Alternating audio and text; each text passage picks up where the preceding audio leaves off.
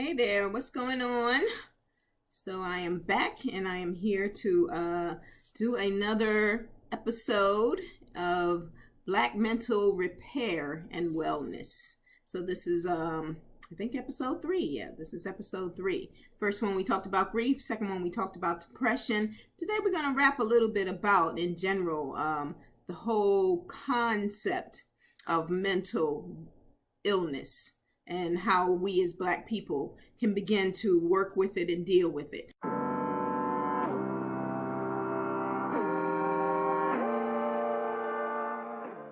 I've been going at it a very unconventional way. Hopefully you all see that. Hopefully you all can appreciate that, because we need to kind of talk to Black people on our level, right? Not down here. We're up here. But we don't talk like they do. We've been adopting their language for a long time. So a lot of times that's on their level to be down here. When we get up here on our level, we know sometimes we vibe, in a physical sense, and we vibe in a mental sense in a way that we don't vibe with other people, particularly with white people and all that they have given us, because we know nothing they've given us has been a gift. So when we're trying to repair our mental wellness, right? Black mental wellness, Black mental repair is what we're trying to do. We're trying to detach and break away from a lot of what has been taught, trained, conditioned, brainwashed, and programmed into us. So that's one of the reasons, in terms of just kind of getting a better understanding, that when we start to talk to Black people about Black issues and things that involve us, we have to talk up here. We're not talking down here when we're saying, okay, let's bring it to a level that we understand. We understand it in a way. A lot of times that's why we can physically feel the constant oppression and the constant terrorizing in a very different way from everybody else. That's one of the reasons I continue to say things are black and white, because it's us over here, white over here, and then the spectrum is supposed to be everybody. Certainly most people do not and have never thought that they're going to benefit from Black people, even though all they do is benefit from Black people.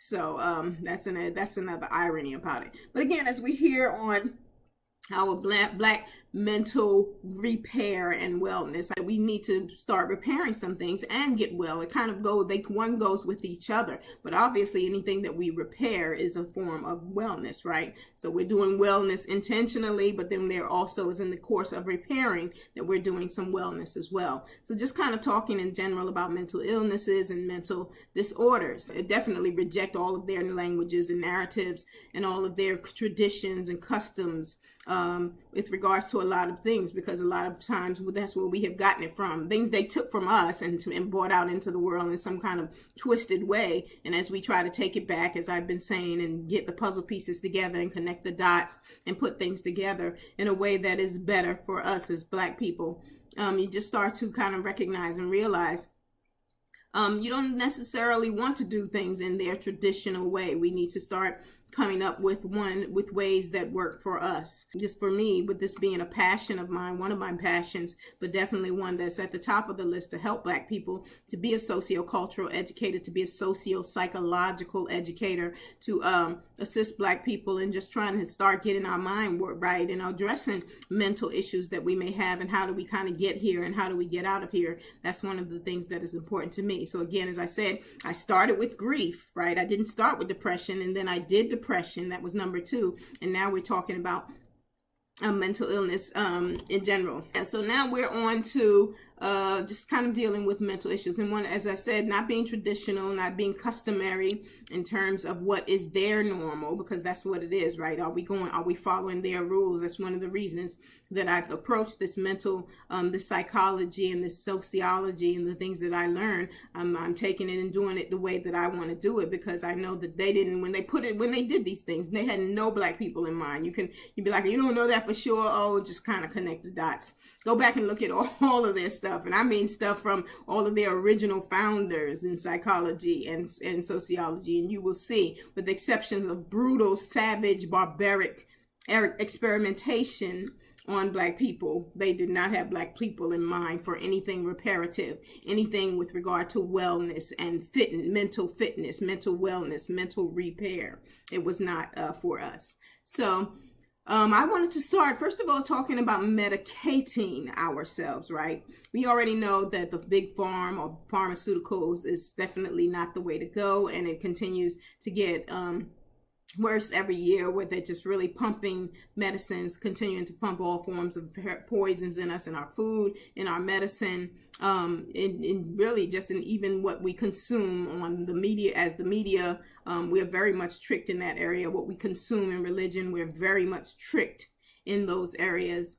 But I wanted to particularly talk about medicinal marijuana, and even alcohol and other drugs. So I have no problem with medicinal marijuana. That's the first thing that I want to say. And I think when I was growing up, obviously, and sometimes you're just growing up in the hood, people are smoking to get high. Everybody has that. If they go through it, maybe there's some people who didn't do it. I am not one of those people who didn't do it. One of the things with that I've always had an issue with regard to recreational marijuana versus medicinal, right? Because we know recreational, you're just smoking to get high. You're just smoking, with your friends, get yourself a little buzz, relax yourself, do whatever you usually do, the same way you would have some alcohol, the same way you do other drugs.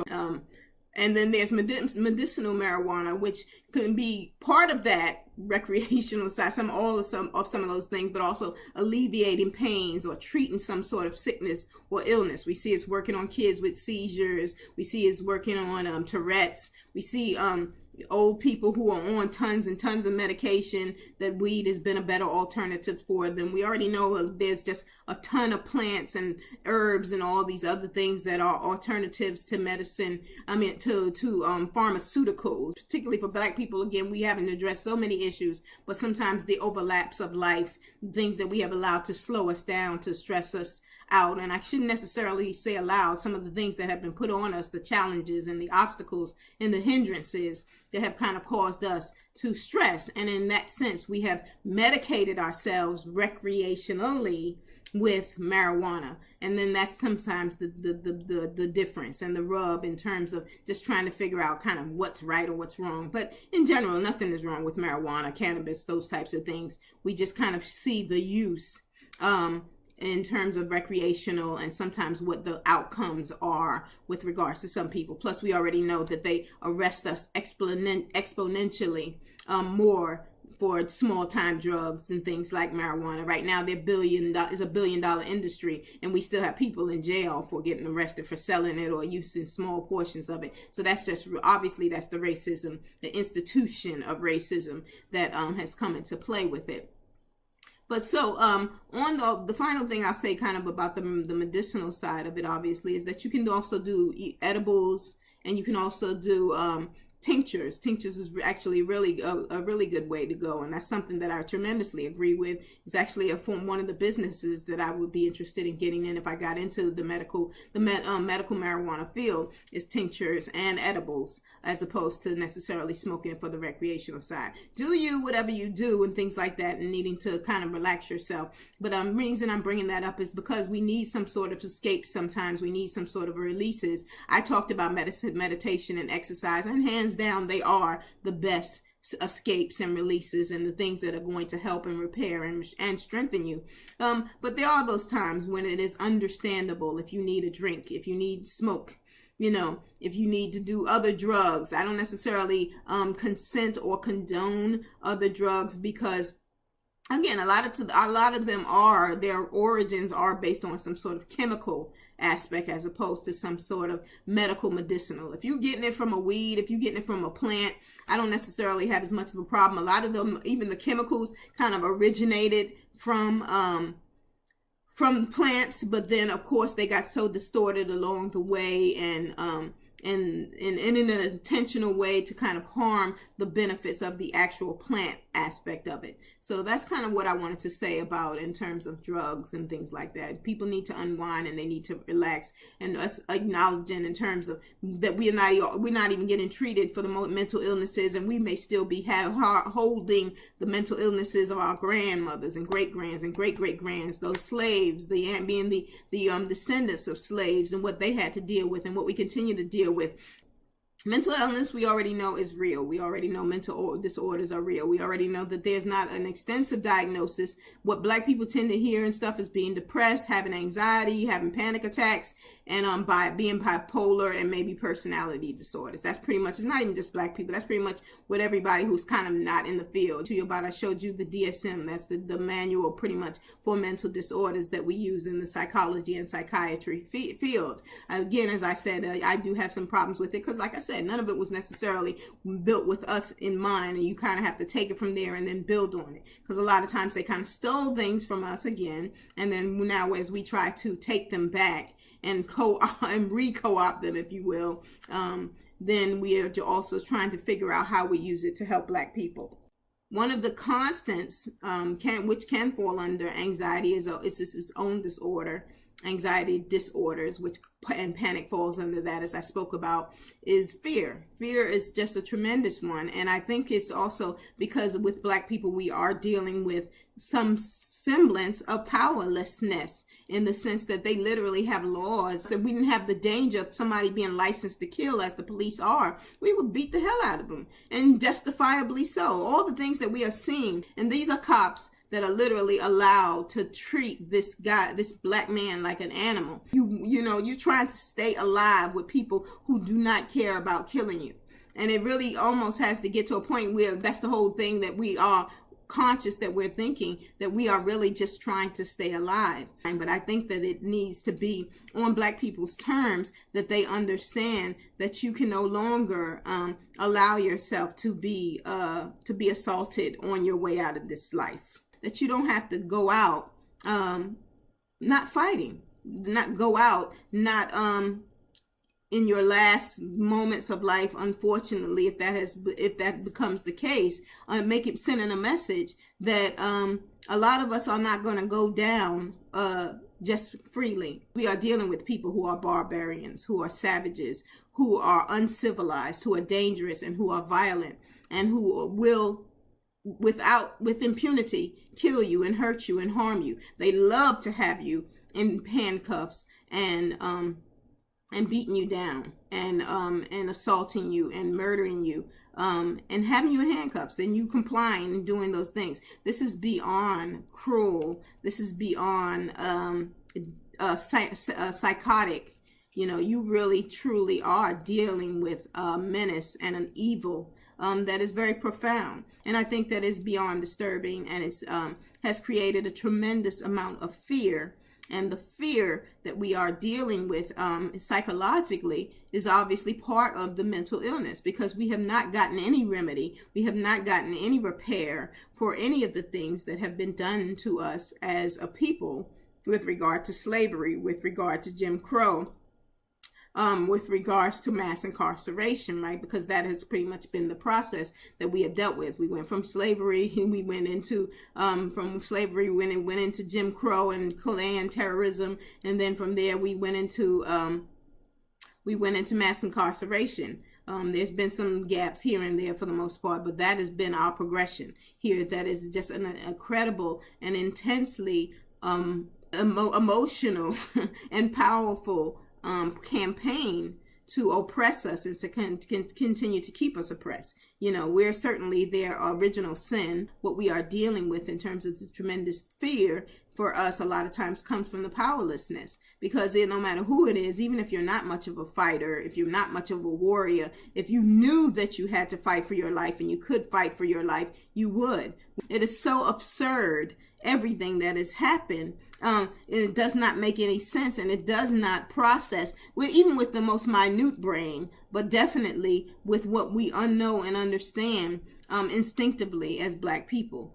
So with that being said, that's where the fear comes in, the fear and the powerlessness that then triggers in us an emotion. And for the most part, the emotions are depression, anger, fear, anxiety, panic, those types of emotions. They are also, obviously, you can get specific with the mental diagnosis of it, but they trigger a feeling, a particular feeling and an emotion. That's when I say emotion, I'm saying feeling. I'm using them interchangeably. That is affecting us, and that feeling, right? It starts in your mind anyway, and then it goes to your body, and then it goes back up to your mind. So it's this back and forth where you're just like, okay, well, which one came first? Was it the feeling or was it the thought? I say that it was the thought that came first, and then it triggered the feeling, and then the feeling triggered the thought, and you're thinking that one or the other. And the minute you see police, you feel fear, but you think it's because you feel the fear because of all of the thoughts, even if they're not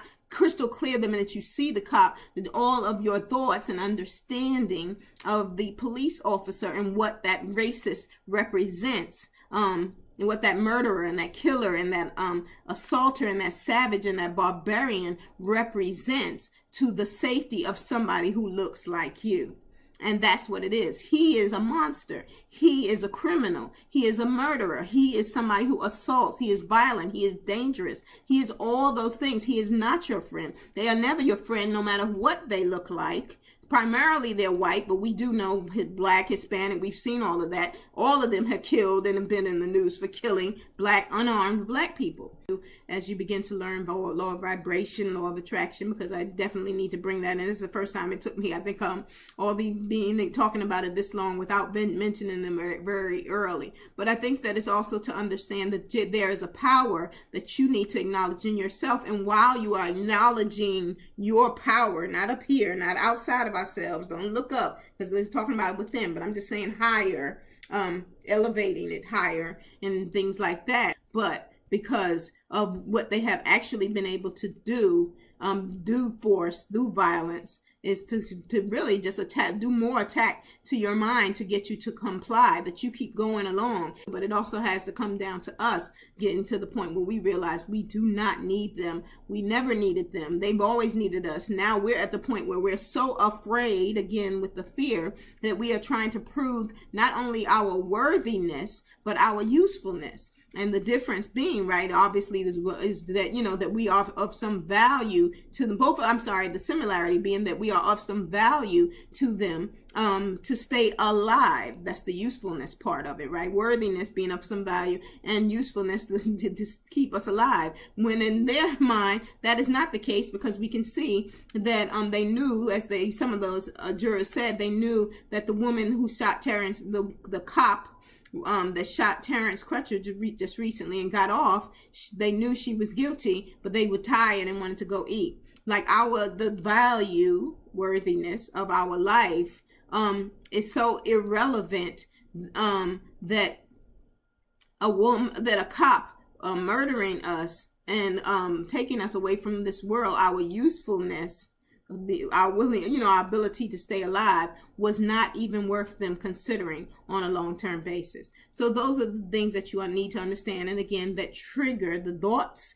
that trigger the fear, that trigger the depression, the anger, the sadness, of the anxiety, the panic that we continue to go to, and just understanding that. Because, if you're doing what you need to be doing, you're going to get what you need to be going, right? And y'all say, and Christians say, what God has for me is for me. That's the same thing for me. I know I'm on the uptick in a very huge and big way as well. So I'm here doing Black mental health, Black mental repair and wellness, as well as book clubs, talking to us about some books, and in general, just kind of giving some sociocultural feedback. That's what I'm here to do too. Okay, but talking about that also for us in terms of our mental health, our mental repair and wellness, is that we need to talk about being naked, transparent, and truthful. And I put in parentheses because I have some notes here, for the most part being truthful, and most importantly being truthful to yourself. That's the thing, because a lot of times we end up lying to ourselves. And I remember one of my mentors or something saying to me, she's like, of course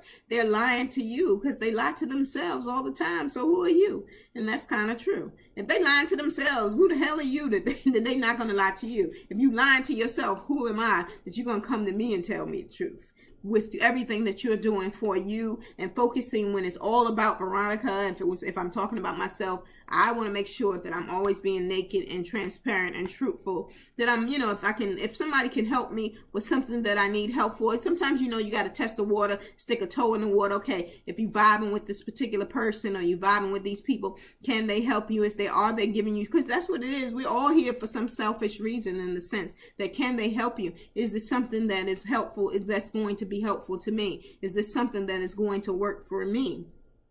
And I think that is just something that you kind of need to understand and assess within yourself, with regards to always being naked, transparent, and truthful. What are you doing all the lying for? What is all this, what is all this phoniness and stuff like that? I have lived my life for a number of years, and particularly just as I've gotten grown. You know how it is when you're a kid, and unfortunately you're in an environment where the adults already are not really good at taking care of themselves mentally. So a lot of times they just try to squelch all the other voices, so you can't have an opinion, the grown folks and all these other things that I don't necessarily agree with, that's necessarily the approach. You want to teach kids to have respect, but I think that you don't want to suppress the voice that was suppressed in you. That's part of the issue, as it is. A lot of times is that somebody suppressed us. And we know as Black people, not only have we been suppressed, but we've been, the word's coming, oppressed. So it's those types of things that you don't want to do. So just trying to now have this voice and be able to say what you need to say. I feel like I like my character. Somebody was asking me one of my favorite, one of my favorite attributes about myself. And I said, I like my character because I'm honest, but I say it in the way that I want to hear it. So in that sense, that you just don't have to be, if you see somebody and something like that and go, oh gosh, what she got on is ugly. Sometimes, first of all, what is the point of even saying that at all? That's how I think. And secondly, but if somebody's asking you about it, you'd be like, okay, well, now, that's not my style, but do you? That's really all you got to say. You might be thinking all this, it's ugly, and people are like, well, I just don't want to lie. Why I got to lie? Why I got to say? Well, why do you have to say all of that either? They didn't necessarily ask that. If you don't like it or you don't think it's cute, just say, no, it's not my cup of tea, and move on.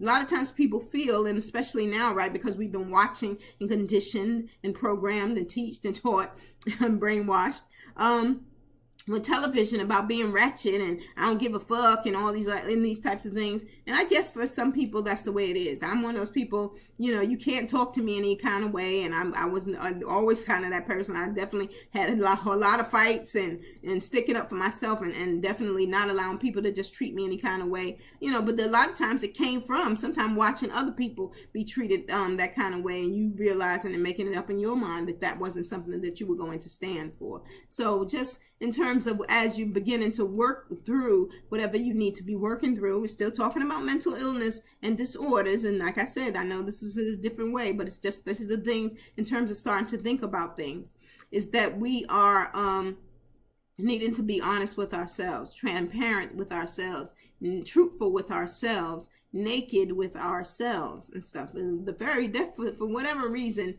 stop lying to yourself about things. That's the first thing you want to do in terms of understanding that even if you hear an extra voices in your head, what is your main voice? What is the main takeaway? What are the main wants and needs? That's why sometimes people tell you to write stuff down or journal to start getting clear.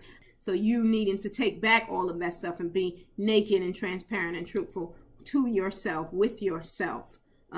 Is an important one. Now I said be naked and transparent and truthful for the most part. And one of the things about it again is going into lying to save your life. I don't care about lying to white folks. Don't care about lying to cops.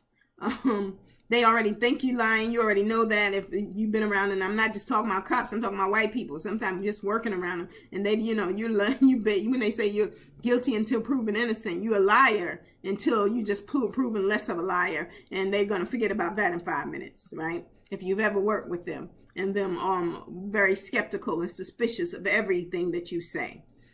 So that's the whole thing in terms of, for the most part, being naked, truthful, and transparent, that those are your exceptions, or at least for me, that has always been the rule, that's my exception. I don't even get really into conversations these days, and that's the wonderful thing, as they say, keep on living, where you just realize that really having any sort of discussion is a waste of your time with white people. who want to believe what they want to believe, and you will experience that. And even the ones who are like, oh, well, teach me or show me, I have no idea.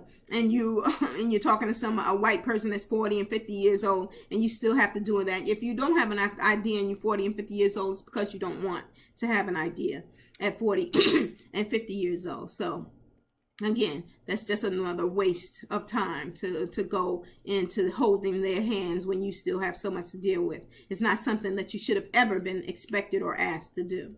So, and the other final one I had, and I kind of laugh at that, is I call it the lies of omission. And the lies of omission are for parents. And maybe some young people will think, obviously, for adults like teachers and all that other stuff. For me, lies of omission have been like lies to my mom, which I don't necessarily lie. That's why it's called the lie of omission. Is just you don't tell them everything because you already know how they are. They're going to blah, blah, blah, blah, blah. They're going to worry. They're going to come with their negativity. They're going to say all kinds of craziness. So you just don't tell them stuff. And a lot of people saying, oh, well, obviously, again, because of fears that get triggered. And that's the first thing. Oh, well, you need to tell her, what if something happened to you and all the other stuff? We need to stop thinking like that, first of all, because I'm here now, right? We're already in the past. That's kind of how we need to be thinking, that we need to be putting all of our processes together to understand that we need to be calling our powers and magic, or whatever you want to call it. I'm just going to call it power magic or something like that, to keep us safe, to get us to where we need to go and do what we need to do without worrying and getting into all these fears. What if something happened and all those other things? Because I don't have to deal with that. I understood that if I had told her beforehand, I would have heard things that I did not need to hear, when sometimes you are jumping, when you need to be brave, when you need to take the risk, when you need to get out there in the world, and you don't need to hear from somebody who, while you may love them, is not strong enough in a particular capacity. And that's, they may be thinking about it in terms of protecting you, but it also gets to a point where a lot of times it comes from a place of fear, and that's where you have lost your strength. Not necessarily, there's no criticism there, but just understanding, obviously, with parents. So lies of omission is it's not a new term. I didn't come up with it, but that's how I tend to use it. So now, being diagnosed with a mental disorder, as I said, there's just some common ones that we tend to be more familiar with. When it comes to mental disorders, the common ones, depression. Common ones is anxiety, which is its own disorder. You would just think they all kind of fall under depression. Another one is personality disorder. Bipolar is part of the mood disorders. Depression and bipolar are part of what's called mood disorders. What do I think that Black people suffer from? Just like anybody else, you can suffer from a whole lot of different disorders. I think that some probably by default that there is a bit of anxiety, and that's why I talked about that last time. Anxiety and panic, because panic is under the anxiety, is part of the anxiety disorders, and depression, which is the mood disorder. So our moods are always triggered and influenced by a lot of what is going on outside of our control, but that we have to experience, particularly understanding that it relates to us as being this color, as being Black people, being this race, and that has caused some danger. And then also, so that's the mood disorder. And then just the panic and the anxiety and attacks that comes with panic and anxiety, which is the anxiety disorder, that comes with the attack that comes from the depression or the mood disorder, from understanding that the only reason that we are being attacked is because we're Black and because we're a race of people that they have been trying to annihilate and hide their dirty work, and they just can't seem to do that. So being diagnosed. Should you go, and that's the whole thing, the limited resources that Black people go to. I think that there needs to be some sort of effort made to begin to have much more mental health. I think the church, again, could have been a good place for that. The church could have been a good place for helping Black people, but the unfortunate thing is, of course, that it hasn't. Black people think they have been being helped. See, I said I might not go there, but we think we have been being helped by going in there and praying to, but they could have certainly been helpful in terms of introducing a lot of things, and even also bringing mental health to the community. We already know the poorer the Black neighborhoods were. By the time the poorer the Black neighborhoods, the more churches you had, which is a damn shame. and people were acting out on faith, and sometimes putting in their money, hoping for whatever more money to come in by giving this donation to the church. Sometimes it worked for a lot of people, a lot of times it didn't work, or they would tell themselves it came to them in some other way. You know, you can give the money and it can come to you in some other way. And to a certain degree that might be true, but of course we know that there's also just some issues with us having to tell ourselves a certain particular story, which I am going to get to in terms of the stories in our head. All right, so also not knowing you have a mental disorder. That is a big one, I think, in the community. I know particularly in my family, I think that has been the case. Either that you don't know how to handle having a person with a constant mental disorder, because of miseducation, misinformation, and just ignorance that you don't know how to handle. And also when you do have people with mental disorders, and for various reasons that you are ignoring their mental disorder, and you just, you know, we get to the point where we're saying, you know, okay, well, that's just how that person is, when they in fact have a chemical imbalance, because that is what it is. It's like when they used to say a screw is loose and things like that, but when they would say you had a screw loose, that is almost like it is, where you just think something is broken. It's not necessarily that something is totally broken, but that it does need to have something tweaked in order to help you to be repaired. And there are almost always ways to help you to repair particular things that are going on. And you think that, it is medicine to a certain degree. You can use herbs and things like that. But it's also sometimes the change of environment, or to get you into a place. And I think that's very important also in the way that we are teaching, or rather not teaching and not learning, because that's what it should be. Forget education, those two words, education in school, because that's also part of the institution of racism, educational system. Right, the systems of racism, and then the institution that is racism. Those educations and school systems, educational systems, school systems, need to get rid of those. But teaching and learning can stay, those particular two words, because teaching and learning is something that is a constant.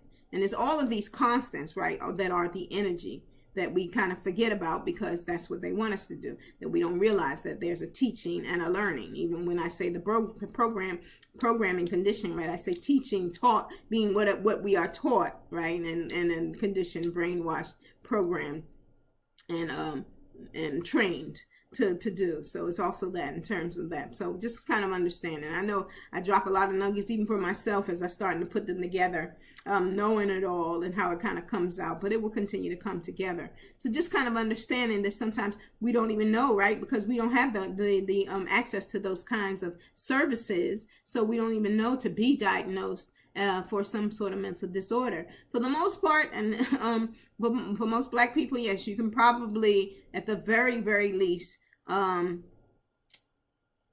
agree with yourself that at some point you are going to feel 4 things that are based on fear. Fear is kind of the umbrella, and then under those fears is going to be depression, anxiety, and panic. So anxiety, depression is a mood disorder, or so some sort of mood disorder, and anxiety is its own anxiety disorders, and what falls under those, which is anxiety and panic.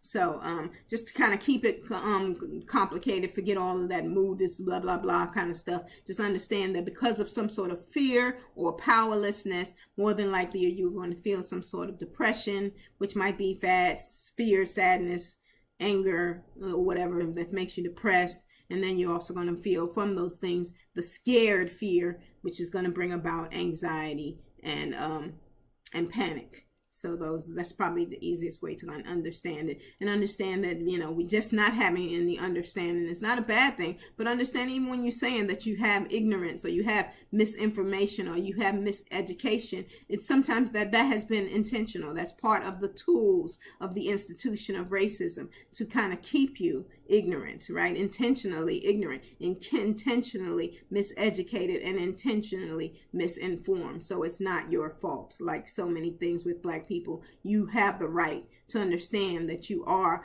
being victimized, that these things have intentionally taken place for the reason of continuing to subjugate you, control you, oppress you, and enslave you. And that you need to understand that, and that is very real.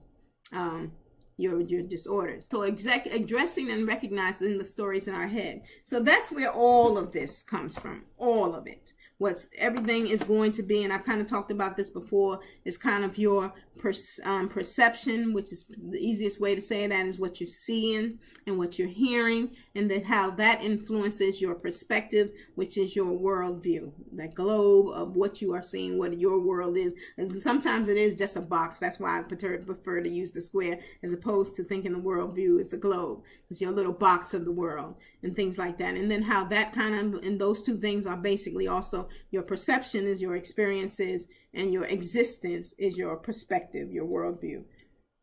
So, and we all kind of go from the stories in our head, because there has been a whole lot of energy, right? Energy that has had gained momentum, right? And I've talked about that before as well, in terms of being of oppressing any and everything that has to do with us. But everything that they need to feel the way that they feel and to validate what they think about themselves comes from continuing to be able to control what we think about ourselves. It's really like if you're smarter than the first grade, as I keep saying, sometimes you really just be like, wow, man, she breaking it down. It's just like, whoa, I didn't even ever think about it like that.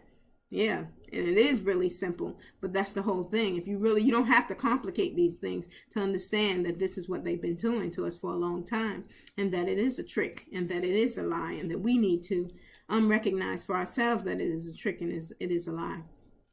So with that being said, the stories in our heads, as I said, in terms of how it triggers a feeling when we see a police officer. Anybody who wants to be an ally, and I think allies are a myth, as I said before, I do not think that there's such a thing as allies, because we have a history that shows that out, and also what the evidence has been with those things. So I don't believe that there are any good cops. I don't believe that there is anything such thing as allies. If you want to be allies, which they don't really want to be allies, march on your police departments, which they never ever have done. March on your churches, which they have never ever done. Call out your parents, which they have never ever done. All of these things. Whistle blow on your corporations at the highest levels. Those human resource departments that are full of white women, and we keep wondering why we have all of these problems with hiring and lack of diversity, when we have the people who are feminists or whatever the case may be, who are supposed to be also about equal rights, but we still have problems in human resources departments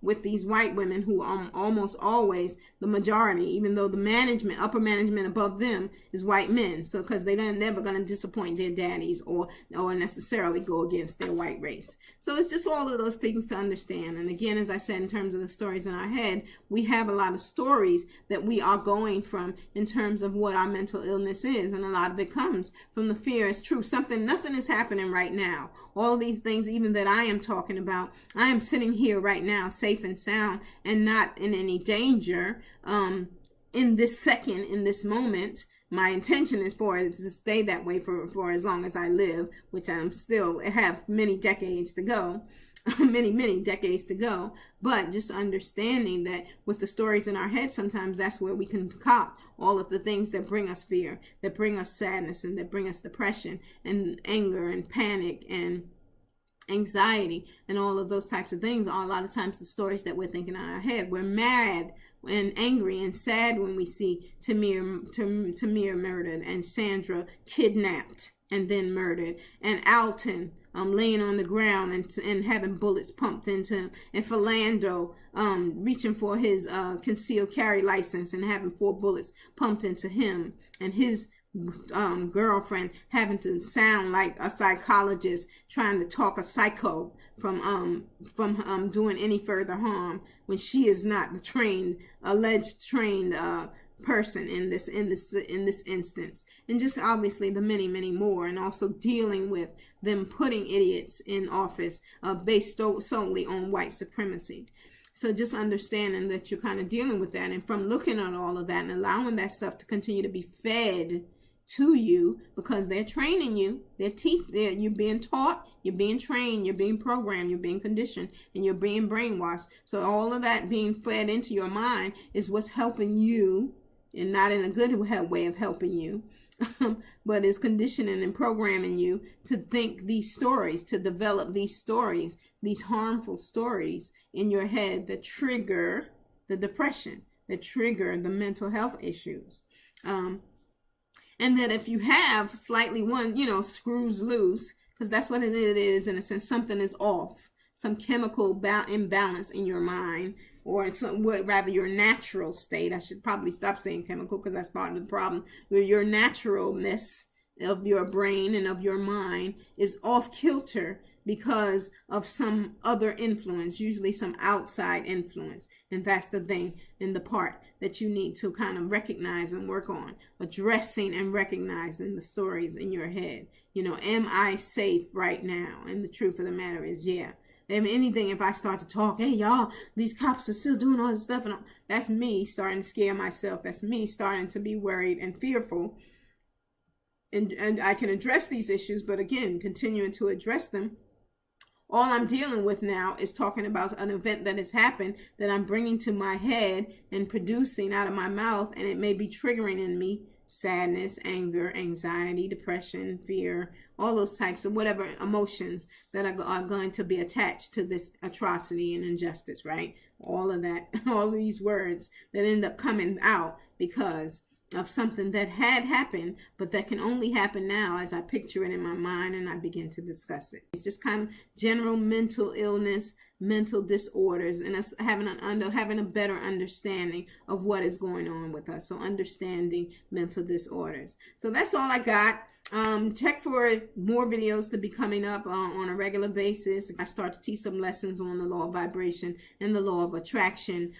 Just trying to put this all together and how we can make this some sort of a support group for people who want to kind of reach out.